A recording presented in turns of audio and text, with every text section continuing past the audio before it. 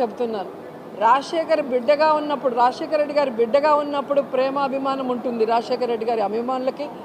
ఆమె తెలంగాణలో పార్టీ పెట్టినప్పుడు జాలి ఉండేది, పాపం ఈవిడ ఎండల్లో తిరుగుతుంది అనే ఉండేది. కానీ ఎప్పుడైతే ప్రజలు అసహించుకునే కాంగ్రెస్ని, ప్రజలు తరిమేసిన కాంగ్రెస్లో చేరి ఈ రాష్ట్రానికి మంచి చేస్తున్న వైఎస్ఆర్ కాంగ్రెస్ పార్టీకి నష్టం చేకూర్చాలనుకున్నప్పుడు షర్మిల మాటలకి అర్థం లేదని కూడా ఈ సందర్భంగా తెలియజేసుకుంటున్నా.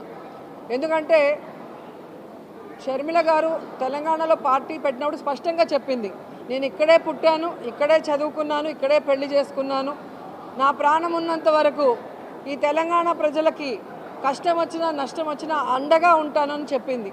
మరి అలాంటి బిడ్డ ఈరోజు ఆ పార్టీని కాంగ్రెస్లో విలీనం చేసి తెలంగాణని గాలికి వదిలేసి ఆంధ్రప్రదేశ్లో వచ్చి మళ్ళీ కొత్త అవతారం ఎత్తితే ఏ విధంగా గౌరవం ఉంటుంది, మాటకి క్రెడిబిలిటీ ఉంటుంది?